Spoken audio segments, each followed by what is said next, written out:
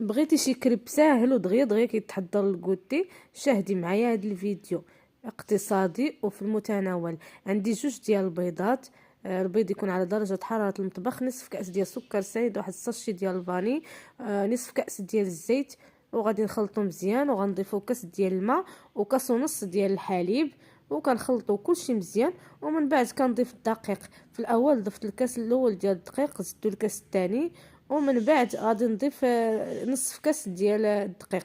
نحصلوا على خليط اللي كيكون خفيف نوعا ما. في الاخير غادي نضيف هذا الفيرميسيل، دا كنحرك باش ما يذوبش ليا هذا الشكلاط فيرميسيل. صافي كنطيبوا الكريب ديالنا على هذا الشكل كما كتشوفوا.